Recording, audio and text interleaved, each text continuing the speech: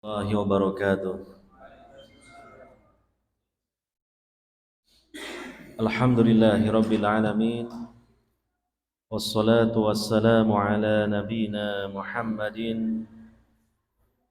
وعلى آله وصحبه أجمعين ومن تبعهم بإحسان إلى يوم الدين.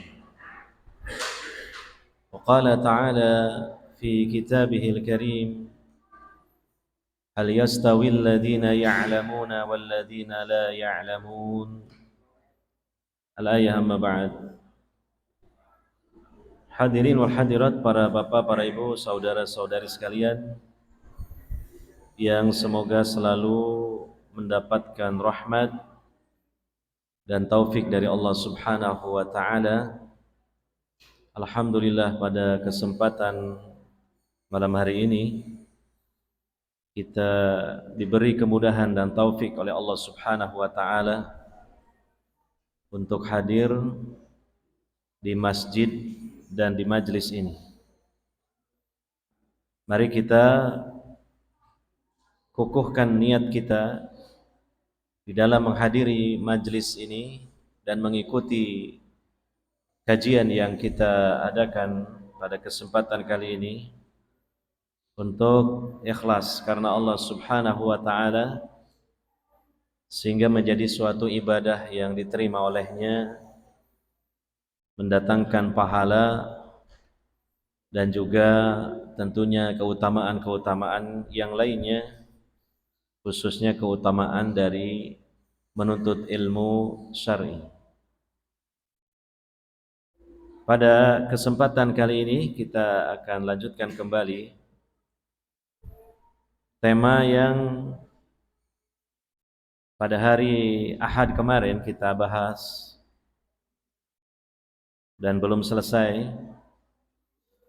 yaitu mengenai kewajiban suami terhadap istri.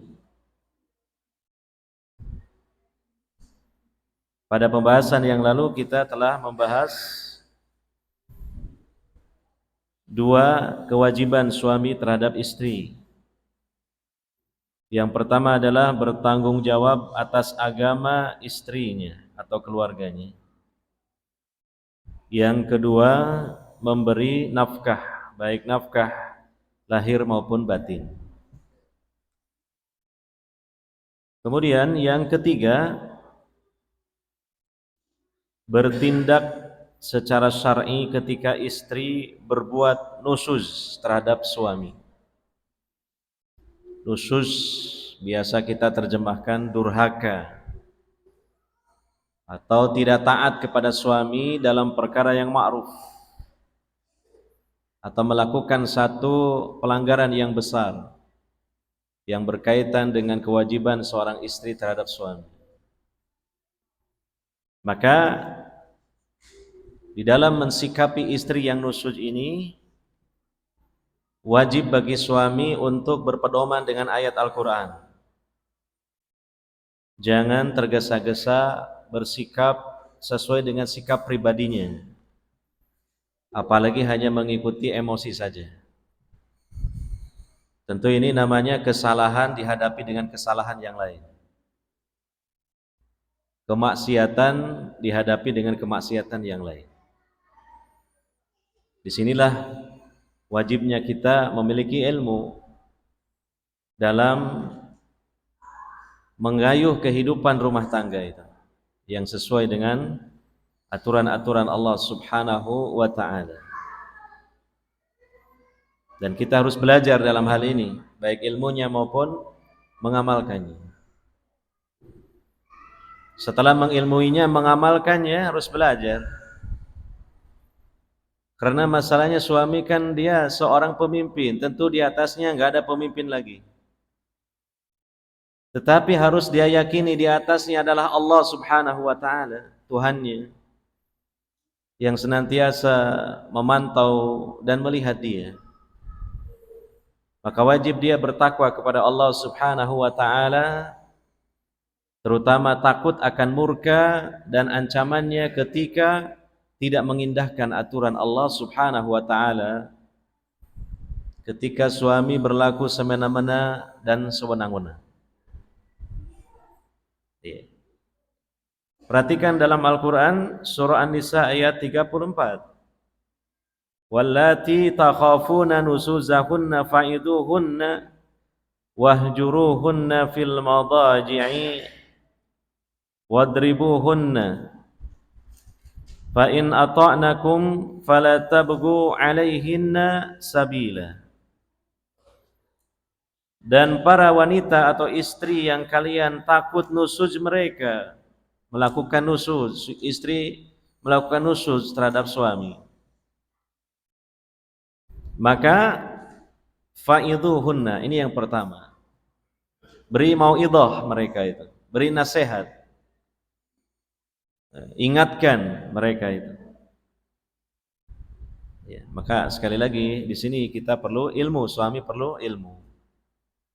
Walaupun tidak harus terlalu detail lah, intinya kan pelanggaran yang dilakukan istri ini kita jelaskan itu pelanggaran secara syar'i, tentu berakibat dosa.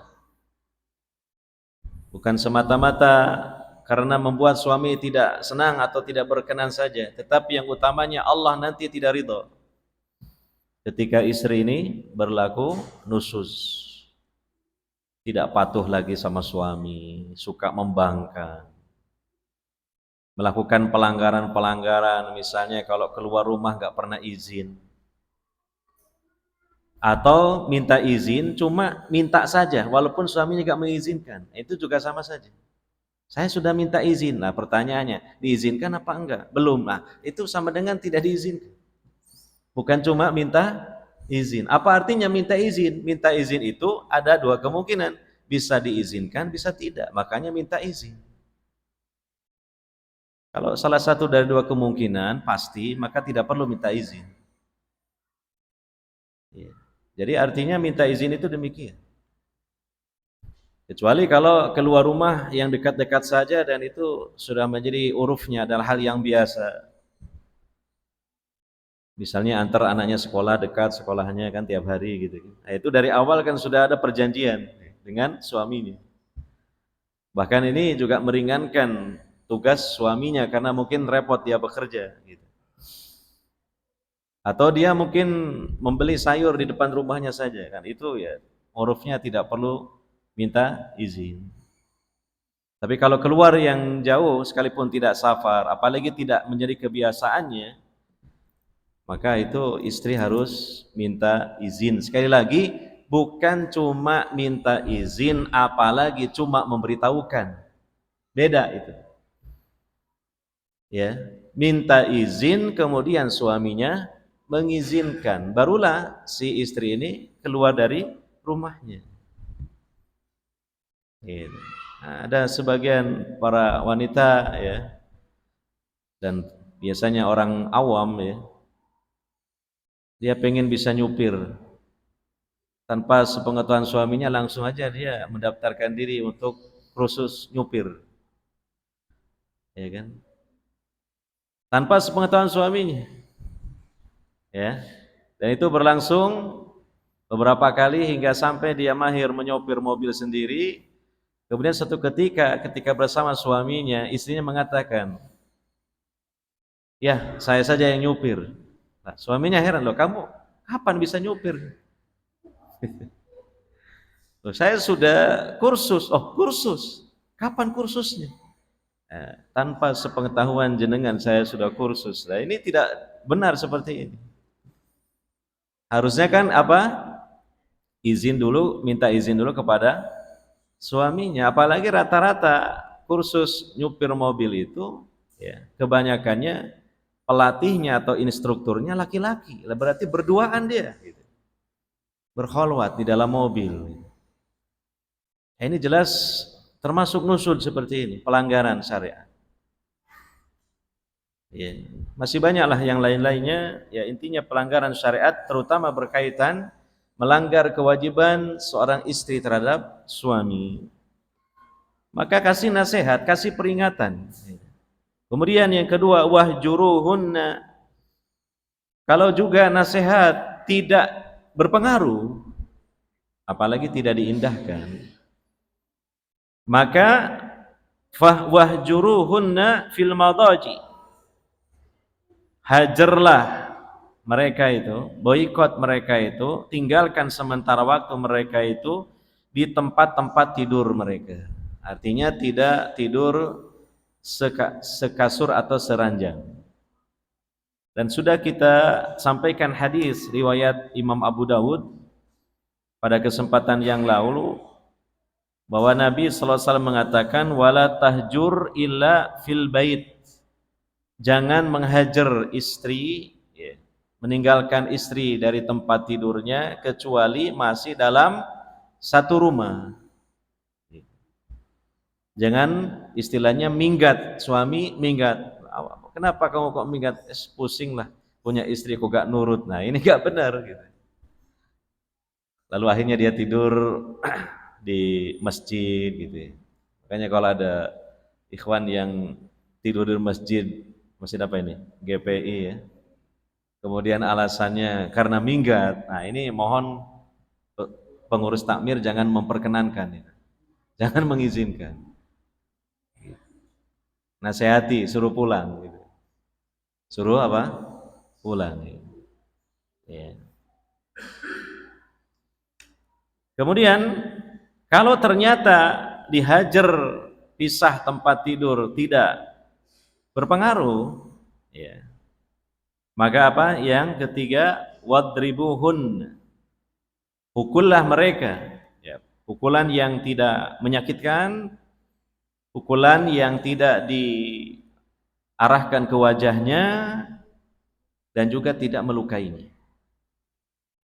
Karena ini sifatnya bukan hukuman sebenarnya, tapi apa? Ta'diban, memberikan pengajaran. Ya. Bukan sebagai iqab yang sifatnya hukuman, tapi apa? Ta'diban, sebagai memberikan pengajaran.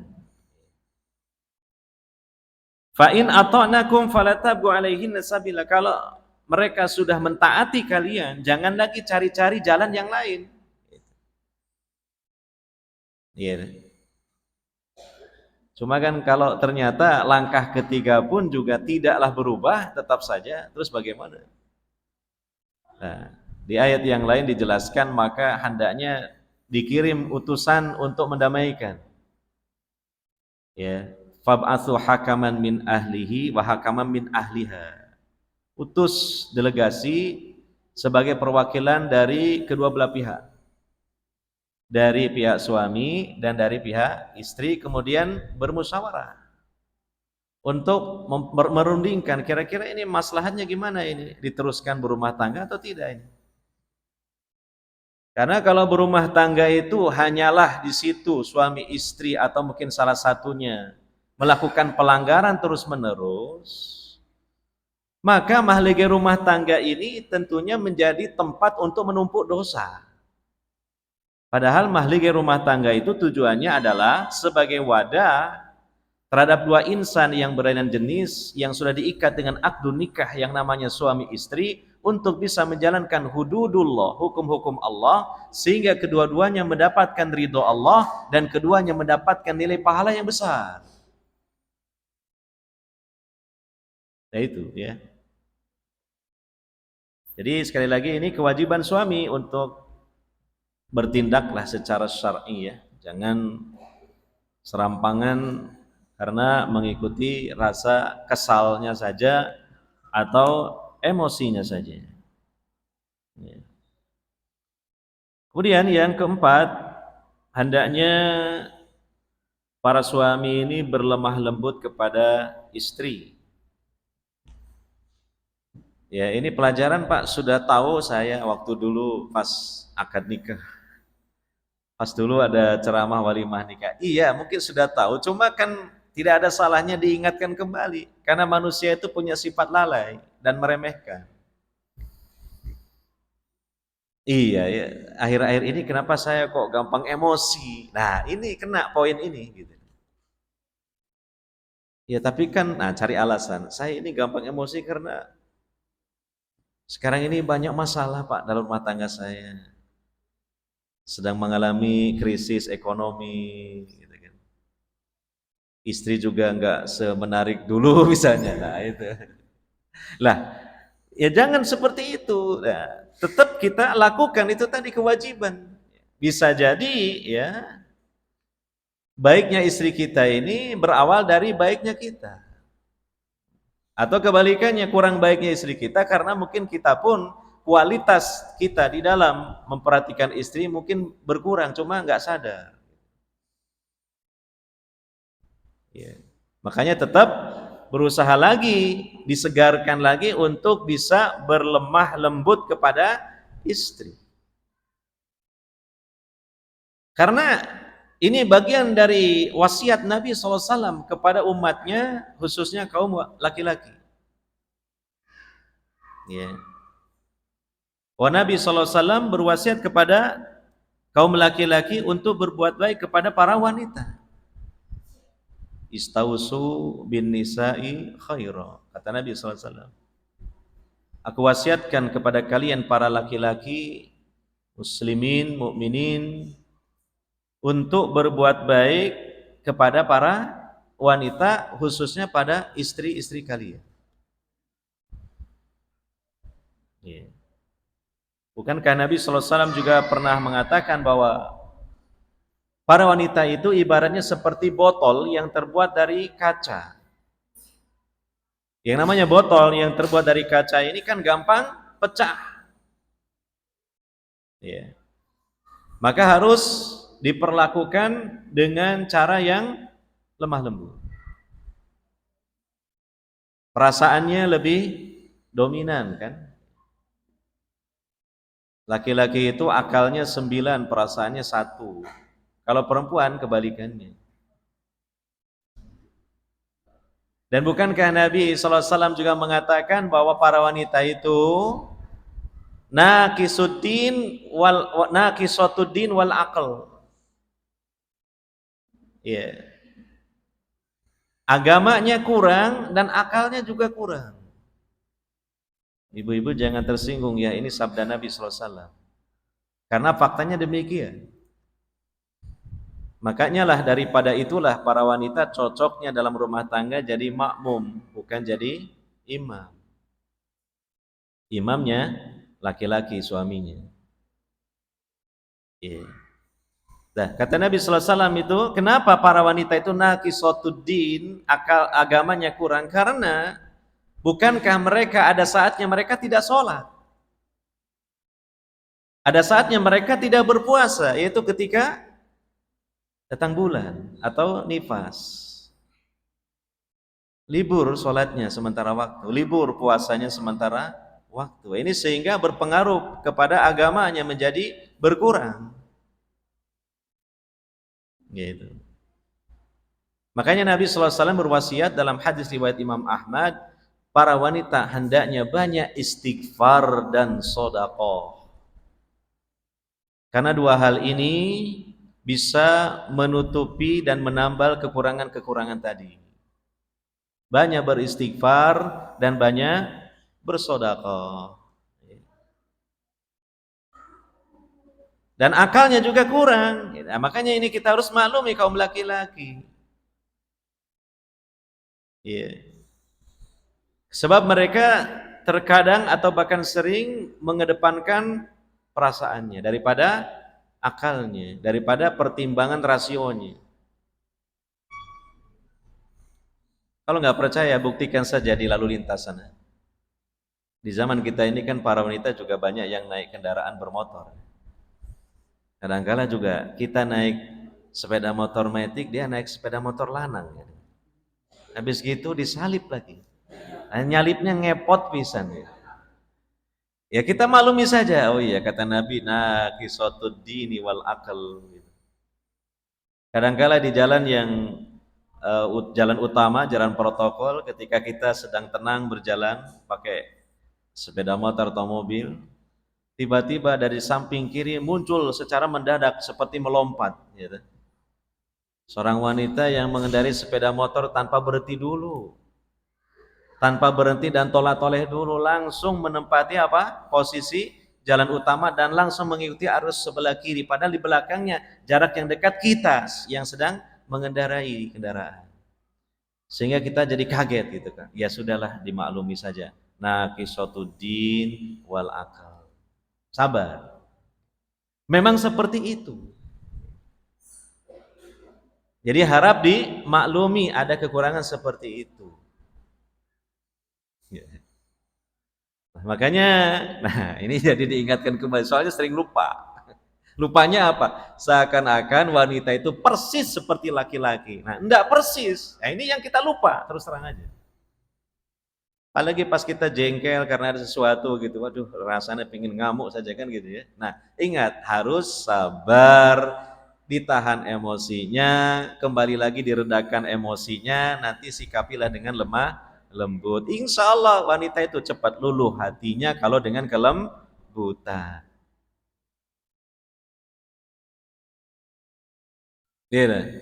Ya, itu yang kita bahas pembahasan yang lalu. Wa asyiruhunna bil ma'ruf, kadang perlu dibawakan oleh oleh-olehnya ojo jajan dapat dari pengajian. Kurang spesial lah. Mampirlah ke warung Padang, berikan nasi Padang.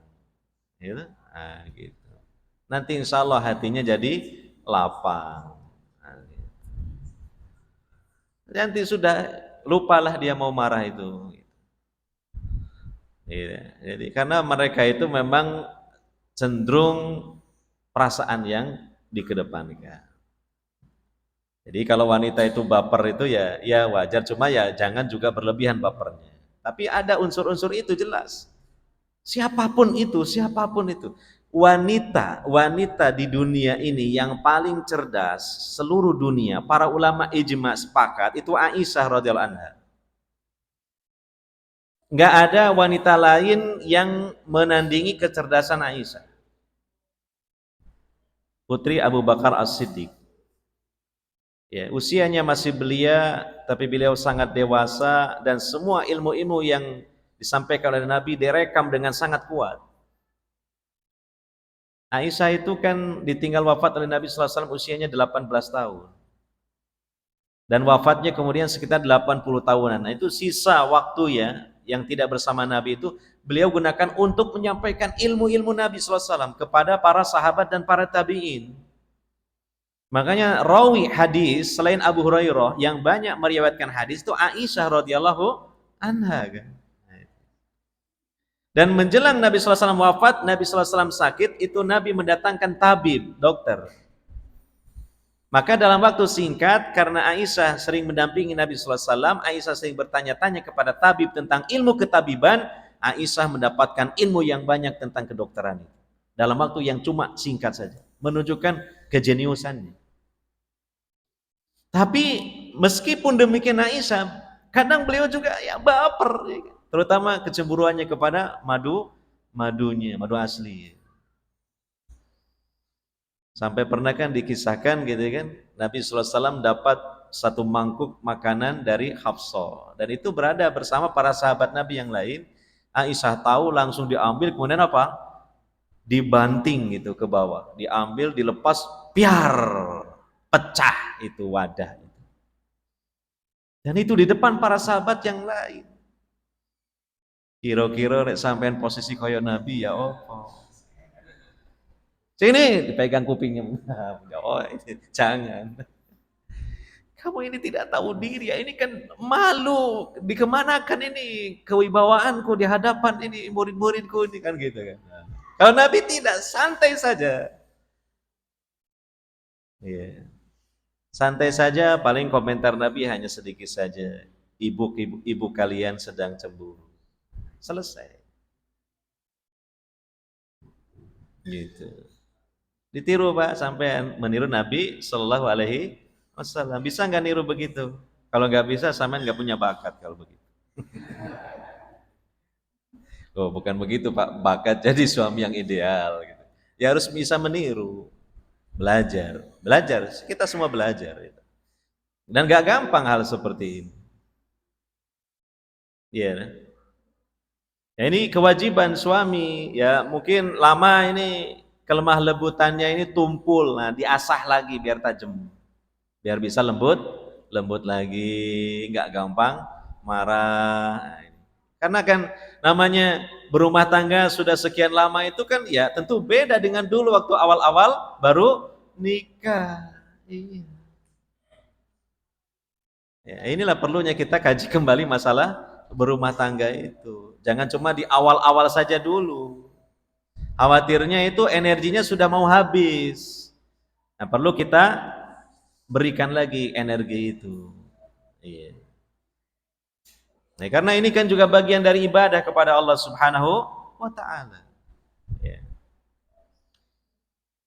Yang kelima, menerima kekurangan-kekurangan istri. Masya Allah, ini kata para ulama, kaidah yang paling penting dalam berumah tangga. Menerima apa adanya kelebihan kekurangan pasangannya. Gitu. Baik secara fisik ataupun secara non fisik. Iya, non fisik itu ya tentu mungkin wataknya, sifatnya, sikapnya itu non fisik. Tentu tidak sempurna. Maka ada sebagian orang alim mengatakan istrimu bukan bidadari kan. Ini kata para ulama misalnya kaidah yang sangat penting yang harus diperhatikan. Iya kan? Termasuk kemudian sudah mulai diketahui bagi orang yang baru menikah ketika sudah kemudian berkumpul dengan istrinya. Baru ketahuan satu persatu kekurangannya. Mulai nampak mungkin aib-aibnya. Nah, harus sabar. Ya, karena apa? Istri ada kelebihan, ada kekurangan, kita pun sama di hadapan istri kan. Tentunya tidak semuanya pada diri kita ini kelebihan, tapi juga ada kekurangan kita. Maka sikap yang benar adalah jangan dicaci, jangan kemudian tergesa-gesa untuk kita lari darinya, meninggalkannya. Tapi apa? Pertama ditutupi, jangan disebarkan kepada orang lain. Karena Allah mengatakan, hunna libasul lakum wa antum libasul lahun. Mereka itu adalah pakaian buat kalian dan kalian pakaian buat mereka, saling menutupi sebagaimana pakaian itu fungsinya menutupi aurat. Yang kedua, benahi. Nah ini, bukan dibiarkan kekurangan, benahi. Bersama-sama untuk berbenah diri.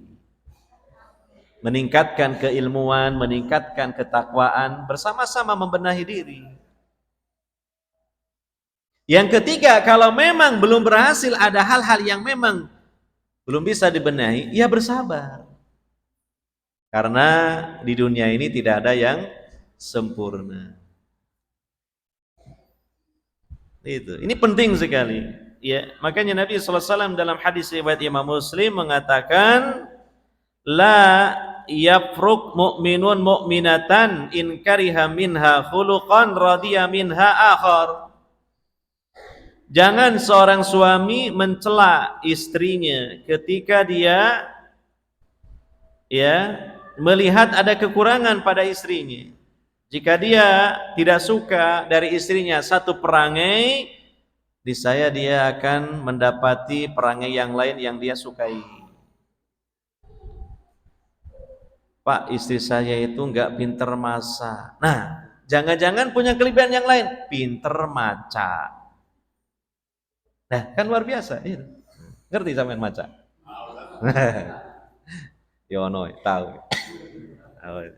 Seneng ya kalau istri maca ini. Dan macanya istri itu khususon ila, kalau diterima ila arwahi. Khususon ila suami, ila arwahi. Ya, khusus untuk suami macanya itu, bukan untuk suami-suami orang lain. Sebagian orang yang tidak paham ilmu agama kan kalau sama suami-suami orang lain, wah penampilannya menarik, maca, berdandan. Ketika acara resepsi, undangan, hajatan, arisan. Iya. Jadi ya, siapa?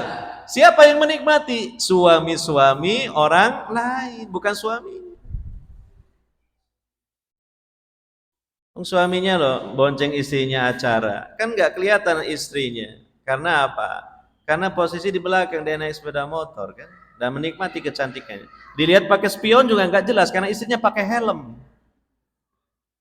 Begitu nyampe tempat hajatan, di drop, istrinya masuk ke tempat hajatan, suaminya suruh pulang. Kapan menikmatinya? Giliran di rumahnya malam-malam mau tidur. Nah, saatnya mungkin suami ingin menikmati kecantikan istrinya, istrinya sudah berubah wajahnya. Karena apa? Maskeran. Kayak masker timun. Pakai masker timun. Tahu kan? Nanti pas kedua matanya dilobangi gitu. Dan hidung sama mulutnya. Persis kayak pemain Ria Jenaka. Jadi bagaimana suami mau menikmati dan tertarik kepada istrinya? Jadi macanya istri khususon untuk siapa? Suami. Nah ini kelebihan istri maca berdandan ya enggak berlebihan juga lah. Pokoknya berdandan yang menarik untuk suaminya. Jadi dia kurang dari sisi enggak begitu pandai masak, tapi pinter maca. Atau kebalikannya, ya, nggak pinter maca tapi masakannya, oh mantap, masya Allah. Gitu. Baik sih, imbau kayaknya, nih anggarannya akeh gak masalah, imbau. Ya artinya bagus lah, berarti masakannya istri ini cocok ya, buat suami. Jadi lihatlah, ya. Tentu pada istri masih banyak kelebihan-kelebihannya yang harus dilihat juga. Jangan cuma kekurangannya yang dilihat. Iya. Toh dia itu punya kelebihan yang luar biasa dari awal. Apa? Dia sudah memasrahkan lahir batinnya untuk suaminya, mau dinikahi. Dia rela meninggalkan orang tuanya, keluarganya, ikut kita, suaminya. Kemana aja pergi, ikut. Dia rela kemudian ia melayani sepenuh hati lahir batin untuk kita.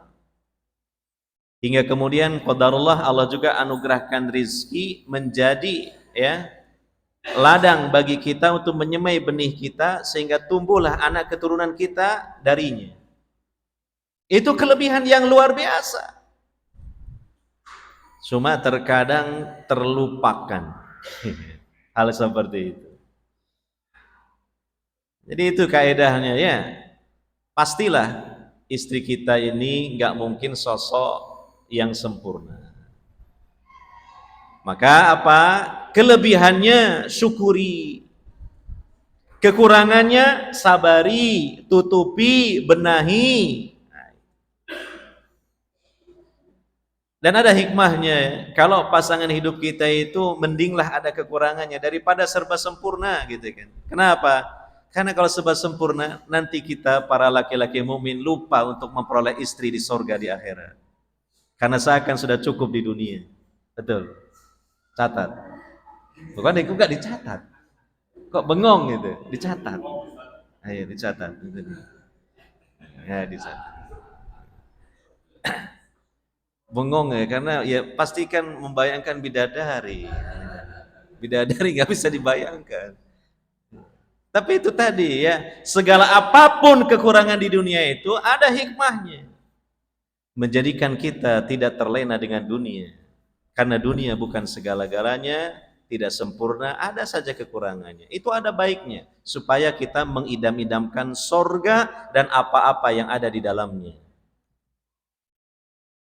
Gitu. Jadi jangan kemudian berpikiran, wah ini kok ada kurangnya. Semua para laki-laki yang mendapatkan istri pun ya sama, ada kekurangan. Tetapi apa? Itu tadi, disabari, ditutupi, dibenahi. Dan ketika kita berusaha membenahinya, ini adalah ladang kebaikan. Ya kan? Mungkin sifat-sifatnya yang tadinya kurang baik, kemudian kita didik, kita nasihati, kita ajari, kita latih menjadi baik, maka Masya Allah, dengan sebab kita dia menjadi baik, berarti kita dapat pahala yang besar. Seperti pahala dakwah, seperti pahala mengajarkan ilmu. Iya, qadarullah Pak Ustadz, saya ini dapat istri ini dari nol. Dia itu nggak bisa baca Quran, nggak bisa cara wudhu yang baik, sholat juga nggak karu-karuan. Ya sudah, itulah tugas kita. Nah, coba ajari. Nah, dari situlah kita dapat pahala yang besar. Dan istri kita ini pasti punya kesan yang luar biasa terhadap kita, bahwa kita ini betul-betul orang yang sangat berjasa bagi dirinya. Karena dengan sebab suaminya, dia berubah menjadi lebih baik lagi. Ya, jadi jangan kemudian kita terpuruk pandangan kita hanya melihat ini kan kurang, ini kan kurang ini ya. Ini satu pandangan yang tidak bijak dalam melihat istri. Makanya Nabi SAW mengajarkan tadi dalam sabdanya, kalau kau lihat suatu kekurangan pada istrimu, lihat pada sisi yang lain ada kelebihannya. Iya. Apalah kurangnya, Pak? Saya ini istri saya ada kurangnya ini. Iya, itu nanti tetap ada kebaikan di balik itu.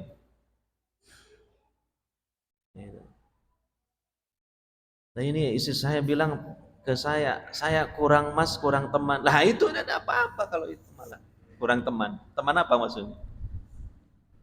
Carikan sendiri. Ya, ada kurangnya saja gitu ya. Nah. Kemudian yang keenam, bermusyawarah dengan istri dalam hal-hal yang penting dan hargailah pendapatnya. Nah ini mungkin satu sunnah yang kadang kita abaikan, sunnah yang satu ini sunnah yang wajib. Karena Allah merintahkan dalam Al-Quran, misalnya surah Ali Imran, ayat 159, wasyawirhum fil amr, dan bermusyawarahlah engkau dengan mereka dalam urusan itu. Ya, musyawarah di tengah-tengah keluarga ini sunnahnya para rasul. Contohnya Nabi Ibrahim alaihissalatu wassalam, tatkala beliau dimimpikan dalam tidurnya untuk menyembelih putranya sendiri, dan itu adalah wahyu dari Allah Subhanahu wa taala. Maka Ibrahim memanggil putranya Ismail dan bermusyawarah. Fangdur madza tara? Wahai anakku, bagaimana pendapat kamu tentang mimpi ayah ini? Ya. Maka Nabi Ismail waktu itu belum nabi kan, masih kanak-kanak, memberikan pendapatnya yang sangat tepat sekali, mendukung perintah Allah Subhanahu wa taala. Ya. Dan tentunya juga didukung oleh istrinya yaitu Hajar. Ya. Dan juga dalam peri kehidupan Nabi Muhammad SAW, terkadang Nabi SAW bermusyawarah dengan istri beliau. Ya. Ketika dalam peristiwa haji wada yang para sahabat ketika Nabi SAW ajak mereka untuk segera menyembelih hadyu, hewan sembelihan, tapi para sahabat tidak bersegera menyambutnya, maka kemudian Nabi SAW bermusyawarah dengan Ummu Salamah. Lalu Ummu Salamah mengatakan, wahai Nabi, sudahlah engkau beri contoh saja, nanti para sahabat akan ngikut. Ternyata betul. Nah ini Nabi yang beliau itu mendapatkan wahyu dari Allah Subhanahu wa taala, tetapi terkadang dalam beberapa perkara beliau bermusyawarah dengan istri. Pertanyaannya tujukan kepada kita. Kita pernah apa enggak musyawarah sama istri? Jarang. Yang masih mending jarang, berarti kan pernah ya. Jarang ya, karena jarang-jarang ada masalah. Itu bagus, jarang karena jarang-jarang ada masalah. Jangan sampai tidak sama sekali. Ini bagian indikasi dari sehatnya perjalanan kehidupan rumah tangga ketika ditegakkan musyawarah dalam hal-hal yang penting. Ya. Mungkin mau memasukkan anak ke pondok, ke sekolah, mungkin mau membeli kendaraan, sepeda motor, mobil, musyawarah dengan istrinya. Gitu ya. Dek, ini kita ada anggaran nih untuk beli mobil. Beli mobil apa kira-kira? Anu Mas Pajero Sport. Wah, nggak nutut anggaran. Tapi jangan dimatikan. Jangan dimarahi sampai itu. Mbok yo delok. Wah, itu. Enggak usah begitu gitu. Iya. Jadi dirundingkan. Ya, kita beli R3 saja lah. R3 itu kan singkatan dari Hah? Mengerti keluarga. R3 itu singkatan dari mengerti keluarga. Betul Pak Taslim? Iya, betul. R3 itu. Nanti kalau sudah bosan kita ganti R4. Jadi ada musyawarah. Nah, karena apa? Pertama menjalankan perintah Allah, mengikuti sunnah Rasulullah. Kedua, pasti istri itu merasa dihargai karena dia dilibatkan untuk menyampaikan pendapat, bahkan mungkin pendapatnya dipakai. Yang ketiga, nanti di belakang hari kalau ada apa-apa, insya Allah tidak akan terjadi apa-apa. Karena apa? Berdasarkan keputusan bersama. Nggak ada yang nyalah-nyalahkan. Sampai yang ikut toko mobil nggak kondo-kondo. Nah, ini karena tidak musyawarah. Gitu. Ayo dah. Jadi penting ini musyawarah ini ditegakkan dalam kehidupan rumah tangga. Yono gitu, antum ya. Musyawarah sama istri, Mi, ada masalah penting apa? Saya ini pengen nikah lagi. Ya, harus dimusyawarahkan, jangan sembunyi-sembunyi. Diam-diam tiba-tiba, lah ini nggak benar. Walaupun memang tidak ada syariatnya atau syaratnya harus minta izin atau memberitahukan, tapi faktanya itu nanti ruwet di belakangnya itu, sembunyi-sembunyi itu. Berbuat baik kok sembunyi-sembunyi, yang terang-terangan saja mau berbuat baik kok. Dan nanti ditolak terang-terangan, ya alhamdulillah.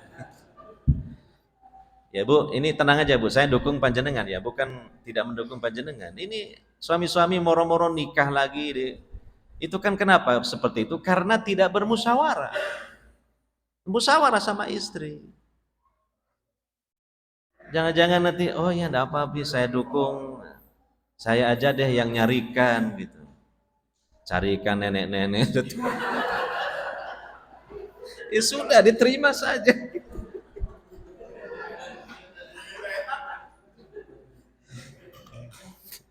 Gitu. Umi ini nyarikan kok nenek. Wallahi Bi, ini nenek-nenek ini masih gadis. Karena belum pernah menikah kan gitu. Alhamdulillah kan ada sisi kelebihan yang lain. Nenek-nenek tapi masih gadis gitu. Wah, nggak usah diteruskan itu ya. Jadi itu perlunya musyawarah itu dalam perkara-perkara yang penting. Mau beli rumah juga begitu, tanya istrinya. Bahkan siapa tahu istri ini memberikan ilmu yang tidak ada pada suami. Saya sampaikan kan mau beli mobil. Ini saya punya kenalan. Dia itu dulu bekerja di showroom. Loh, ya kan ternyata ini kan memberikan informasi yang bermanfaat. Nah, karena apa? Karena dengan sebab musyawarah. Coba itu kita hidupkan itu musyawarah itu dengan istri kita atau anak-anak kita yang sudah dewasa, yang sudah bisa diajak berpikir, kita libatkan.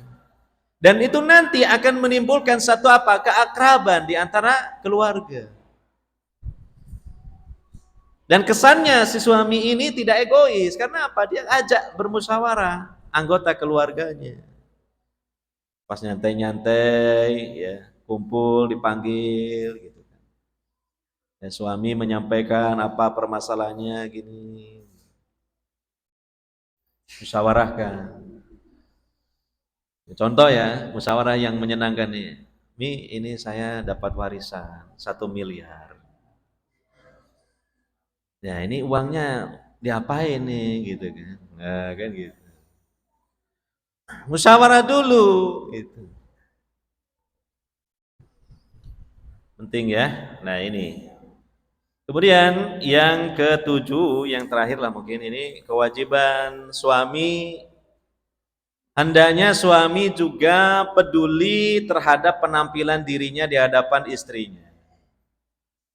Mengenai kebersihan badannya, mengenai bau-bauan yang muncul dari tubuhnya yang tidak sedap, hendaknya dihilangkan. Mengenai penampilannya, walaupun tidak mahal, yang penting kan bersih, rapi. Gitu. Kita kan kaum laki-laki punya jenggot, ada yang cukup lebat jenggotnya. Nah ini hendaknya kita rapikan, dalam artian kita sisir. Kalau perlu dikasih minyak wangi atau minyak apa? Serimpi. Oh serimpi ya. Minyak gaharu gitu. Nah, gitu. Jangan diremehkan. Ah saya kan sudah lama ini berumah tangga sampai si saya. Cuek aja lah. Babah no ya. Saya seneng yo. Ya alhamdulillah ya skarpe lo. Ya jangan gitu, ya kan. Kenapa? Karena ini nasihat dari para sahabat saja seperti itu. Sahabat Ibnu Abbas mengatakan, saya berhias untuk istriku sebagaimana saya senang dia berhias untukku. Sama sebenarnya. Cuma kan kebanyakan mungkin para wanita itu nggak ngomong. Iya kan? Coba istri kita selalu merawat tubuhnya, penampilannya, wajahnya glowing, glowing nggak harus mahal, nggak harus mahal glowing itu, nggak harus beli skin apa, oh ya skincare harga ratusan ribu, nggak harus, dong duitnya nggak cukup ya, bisa dengan sering berwudu juga glowing, masya Allah ya, sering berwudu, atau kata dokter Zaidul Akbar itu sering mengkonsumsi ceker ayam, ayam kampung terutama, itu insya Allah membuat muka itu glowing gitu. Iya. Dicatat para ibu ya, mengkonsumsi apa? Ceker ayam. Nanti habis selesai pengajian mampir ke mie ayam, beri mie ayam ceker ayam. Diajak sama suaminya. Gak ada ayam kampung gak apa-apa, ayam ayam kota gak apa-apa, gak ada ayam kampung. Ya kan? Istri merawat wajahnya gitu kan. Membersihkan wajahnya, menata rambutnya, terutama menghilangkan bau-bau yang tidak sedap dari tubuhnya ketika didatangi oleh suaminya. Pasti suami kan senang. Nah, sebagaimana kalau istri seperti itu suami senang, istri pun senang kalau suaminya seperti itu. Sama saja. Mari nyambut gawe wes gak mandi, langsung masuk kamar, deketi istrinya, ambune gak karu-karuan, ya ambu ketiak, ya ambu bensin segala macam. Ini jangan diremehkan seperti ini. Gitu. Ya. Saya pernah membaca sebuah buku, saya lupa riwayat itu ya. Saya lupa riwayat, tapi ini ada dalam satu buku itu. Ya, insya Allah bukunya juga yang nulis seorang penulis dari kalangan orang sunnah gitu ya. Seorang wanita pernah datang kepada sahabat Umar bin Khattab mengadukan tentang suaminya dan dia meminta cerai, gugat cerai. Sahabat Umar kemudian memanggil suami wanita tersebut dan ternyata suaminya itu dalam kondisi tidak menyenangkan.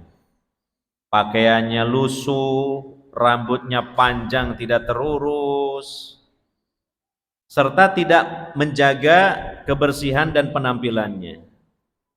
Oh, akhirnya Umar bin Khattab memahami mungkin ini sebabnya si wanita ini sudah tidak bisa bertahan lama dengan suaminya yang seperti ini penampilannya amburadul gitu. Akhirnya Umar memerintahkan para sahabat untuk merapikan rambut si suami ini, disuruh mandi.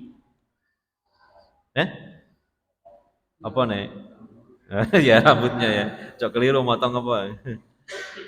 Kemudian apa? Disuruh mandi, mengganti pakaiannya yang rapi, yang bagus, yang bersih. Kemudian memerintahkan laki-laki datang menemui istrinya.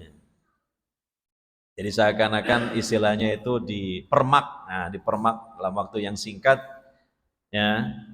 Saat dia datang, sang istri awalnya tidak mengenal laki-laki ini yang menemuinya. Dia merasa malu, dikiranya kan orang lain. Jadi sampai nggak kenal kalau itu suami. Sekali-kali loh kita kayak gitu ya.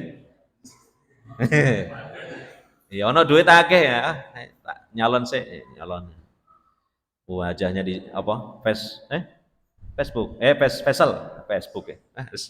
Pesel. Nah, di pesel gitu. Kasih wangian gitu kan, rambut dirapikan gitu, pakai baju yang baru yang bagus, gitu ya kan?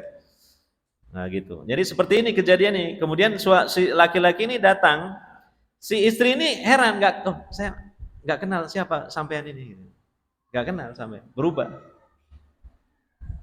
Ya, kata suaminya, loh aku ini suamimu, tidakkah kamu mengenali saya? Nah, setelah melihat dengan lebih detail, ya diteliti, lalu barulah si wanita itu sadar kalau laki-laki yang ada di hadapannya itu adalah suaminya. Langsung si wanita ini berubah wajahnya menjadi cerah ceria, ya, bahwa wanita ini kemudian menyadari bahwa Umar bin Khattab telah merubah penampilan suaminya ini menjadi lebih baik.